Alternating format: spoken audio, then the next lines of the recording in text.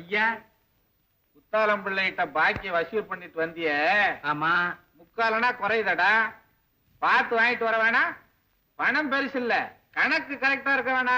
குத்தாலம் பிள்ளை கொடுக்கும் போதே சில்லறை இல்லைன்னு முக்காலனா கம்மியா தான் கொடுத்தாரு. இல்லை, இப்படி 4 பேர்ட்ட முக்காலனா விட்டீங்கன்னா என்ன ஆச்சு?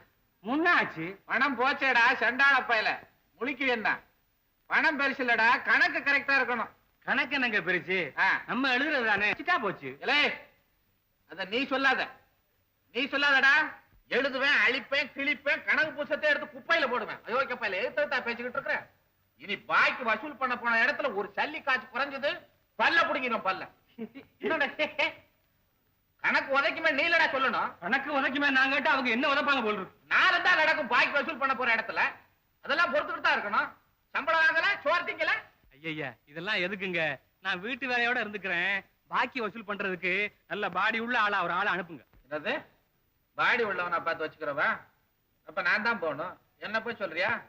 வேற எவனுக்கு நான் பாடி இருக்கு? எனக்கு தான் பாடி இருக்கு. பாக்கி வசூல் பண்ண சொன்னா பாடிய பத்தி பேசிக்கிட்டு இருக்கிறான். ஓகேப்பா, உன்ன சொல்ல குத்தம் இல்லடா. சரி, வீட்டு வேலையாவது ஒழுங்கா கவனிப்பியா? அதை கவனிக்காம என்ன? இங்கிற சோத்துக்கு அந்த வேலையாவது பார்க்க வேண்டாம்.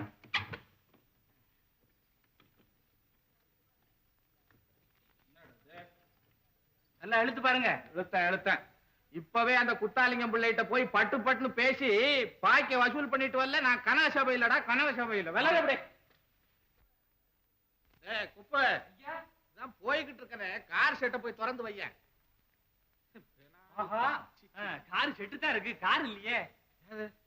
சின்னம்மா யாரையே பார்க்கணும்னு அவசரமா கார் எடுத்துட்டு போயிருக்காங்க. தொலைஞ்சது. இனிமே நான் லுங்கி பிசினஸ் பண்ண மாதிரி தான். ஏதோ ஆடிக்கு ஒரு தடவை, அம்மாசிக்கு ஒரு தடவை கடனை வசூல் பண்ணலான்னு போனா காரக்கான ஊரக்கானம்னா நான் நடந்து போறதாப்பா? போலாமே. என்னதே?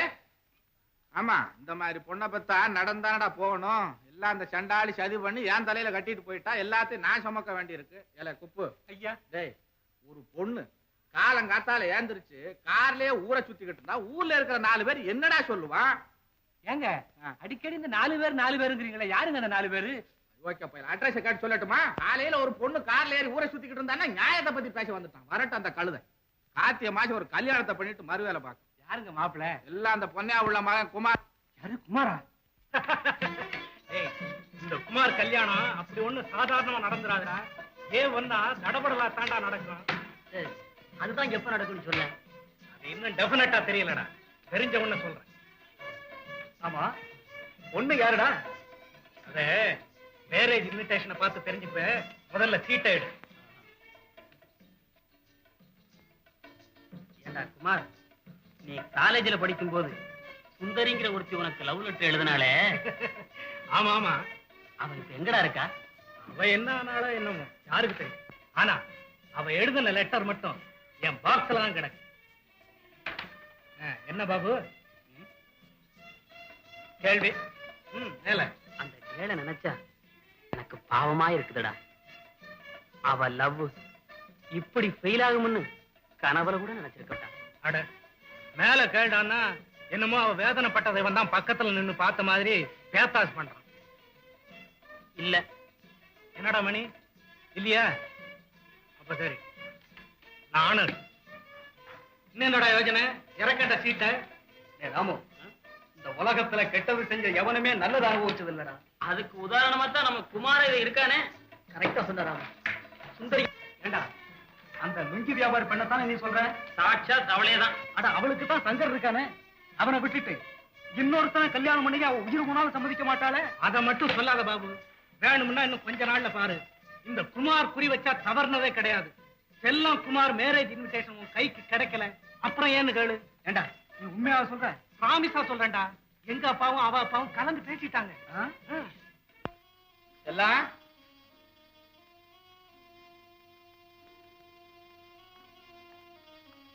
என்னப்பா?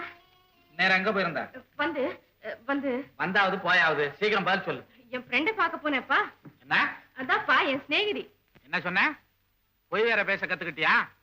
எனக்கு வர்ற கோபத்துல மகன் கூட பார்க்காம கன்னத்துல பலார் பலார் நான் அரைஞ்சிருவேன். அப்பா, உண்மையை சொல்ல போறியா இல்லையா? அந்த சங்கர் பையில தானே பார்க்க போயிருந்த. அந்த கார் ஒண்ணு இருக்கிறதுனால அந்த கழுதை அடிக்கடி பார்க்க போயிடல. அதை வித்து தொலைச்சிடுறேன். இங்க வித்துடுவீங்க, வாங்குறதுக்கு ஆளு? வாங்குறதுக்கு ஆளா? ஊர்ல 1000 ரூபாய் காருன்னு அலையிறான், வாங்குறதுக்கு ஆளா? காருக்குலாம் அலையிறான். அப்ப காரா தெரியலையா நம்ம காரு? இல்ல சண்டாள பயல, அது ஆவி வந்த காருடா. ஆவி வந்த காரா? ஆவி போன காருன்னு சொல்லுங்க. ரோட்ல போகும்போது முன்னாலையும் பின்னாலையும் புகைய விட்டுக்கிட்டு அப்பா மேகமண்டலம் மாதிரி ஒரு மைலுக்கு ஒரு பயம் வர்றது தெரிய மாட்டேங்குது. பின்ன என்னங்க, ட்ரங்கு போட்டிக்கு இன்ஜின் வச்சது மாதிரி ஒரு காரை ஒண்ணு வச்சுக்கிட்டு சும்மா அதை பத்தி பேசிக்கிட்டே இருக்கீங்களே. வேலையை பாக்குறியா இல்லையா? பேசாம காரை வச்சு விடுவீங்க. அம்மா காலை. ஓஹோ, நீ சிரிக்கிற அளவுக்கு உனக்கு தைரியம் வந்துருச்சா? இனிமே இந்த வீட்டை விட்டு வெளியில போனா காலை வெட்டிடுவாமா.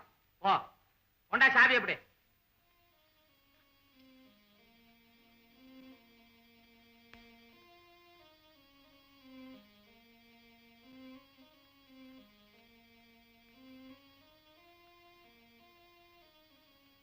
கூட பிறந்த தங்கச்சி பிள்ளைய பார்க்க கூடாதுன்னு சொல்றவங்கள இந்த உலகத்துல இப்பதான் முத சந்திக்கிறேன். இல்ல சோம்பேறி, இந்த உலகத்துல முதலா சந்திக்கிறியா? இது வரைக்கும் எத்தனை உலகண்டா நீ சுத்தி இருக்கிற? என்னங்க மூச்சு விட்டினா மூச்சை பிடிச்சு கொண்டுடுவேன். ஏதோ பாவம் போட்டு சின்ன வயசுல இருந்து இங்க இருக்கிறான்னு பார்த்தா தலைக்கு மேல போய்கிட்டு இருக்கிறியா? இனிமே வாய துற, கணக்க தீர்த்துட்டு மறுவேலை பார்க்க. சட்டுப்புட்டு அதையாவது செய்யுங்க, சம்பளமாவது எவ்வளவுன்னு தெரிஞ்சு தொலையட்டும். தெரியணுமாடா? அயோக்கிய பையல, நீ உன் ஆயுசு பூரா இங்க வேலை செஞ்சு ஆகணும். இந்த ஜென்மத்துல இதை விட்டு நீ வெளியிலே போக முடியாது. அயோக்கிய பையல, உனக்கு இந்த மாதிரி ஒரு இடம் கிடைக்கணுமே. உன் தலையெழுத்து எப்படி இருக்கும்? சரி சரி, முத்துமோலி தெருவுல நம்ம முத்துமோலி இருக்கானே, அவன்கிட்ட போய் லுங்கி பாய்க்க வாங்கிட்டு வா. முடியாது. முடியாதா? வேண்டாம் முடியாத. அங்கதான் நம்ம சங்கரையா குடியிருக்கிறாரு. அவர் குடியிருந்தா உங்களுக்கு ஒண்ணும் இல்லைங்க, எனக்குள்ள வயிறு பத்திக்கிட்டு எரியுது. உங்க தங்கச்சி உயிரோட இருக்கும்போது நீங்க என்ன சொன்னீங்க? என்ன சொன்ன? உன் பிள்ளைக்கு தான் என் பொண்ணை கொடுக்குறேன்னு சொன்னீங்கல்ல. அப்போ சொன்னேன். இப்ப என்னென்னமோ பேசுறீங்க. அப்படித்தான் பேசுவேன். நீங்க பேசுங்க, எனக்கு வெக்கமா இருக்கு. அவர் மொத்தம் பெரிய இவர், உனக்கு என்னடா வெக்கம்? அப்புறம் என் பொண்ணை கொடுத்துட்டு நான் என்னடா வெக்க பண்ணும்? ஏனா ஏனாவது தேனாவது? என் அந்தஸ்து என்ன, கௌரவம் என்ன? யாரு இப்ப இல்ல என்ன இல்ல, இது என்னடா அதிகமா பேசிக்கிட்டு இருக்குது? 60 ரூபாய் சம்பளக்காரனுக்கு என் பொண்ணை நான் கொடுக்கவே மாட்டேன். ஆமா. ஏன் அதுல வாழ்க்கை நடத்த முடியாதுன்னு சொல்றீங்களா? இப்ப நடத்துவாங்க, அப்புறம் 4 புள்ள ஊட்டி ஆகி போச்சுன்னா ஆகட்டுமே. நீங்க சம்பாதிச்சு வச்சுக்கீங்களா சொத்து சொகை?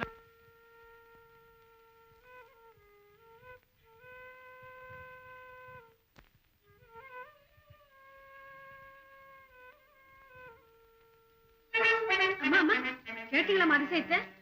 நம்ம வீட்டு வண்ணானுக்கு நேத்து குதிரை பந்தத்துல ஒரு 5 ரூபாய் சீட்டுக்கு 50,000 ரூபாய் ஆச்சுதா.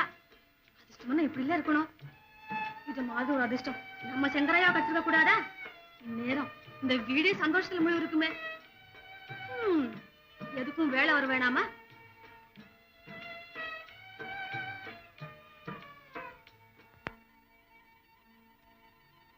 ஒரு 5 ரூபாய் சீட்டுக்கு 50,000 ரூபாய் ஆச்சுதா. அதிர்ஷ்டம் இப்படி இல்ல இருக்கணும். இது மாதிரி ஒரு அதிர்ஷ்டம் நம்ம சங்கரையா கற்றுக்க கூடாதா?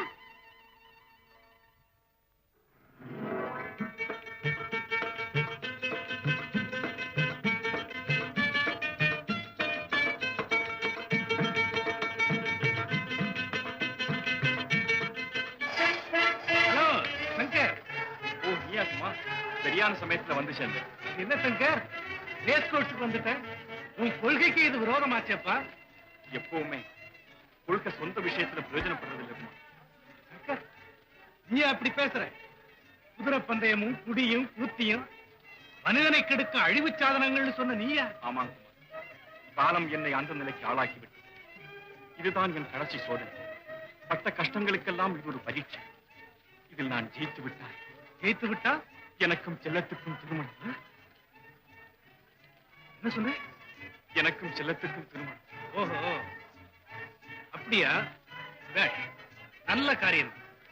ஆமா, இதுல ஒரு வேளை உனக்கு வெற்றி கிடைக்கலன்னு வச்சுக்க, அப்போ மரணம் தான். அதில் யாருக்கும் தோல்வி ஏற்படாது இல்லையா? கவலைப்படாத, நீ நினைக்கிறபடியே கண்டிப்பா இன்னைக்கு டேட் வேல்யூ பிரகாரம் ட்ரிபிள் ஈவென்ட்ல first leg number 5, second leg number 6,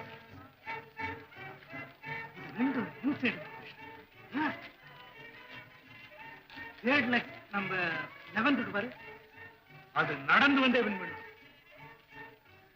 அதனால நான் சொன்னபடி கரெக்டா ப்ளே பண்ணு. லக்கு தான். சரி டைமாச்சு, நான் சொன்னபடி வாங்கிக்கிறேன்.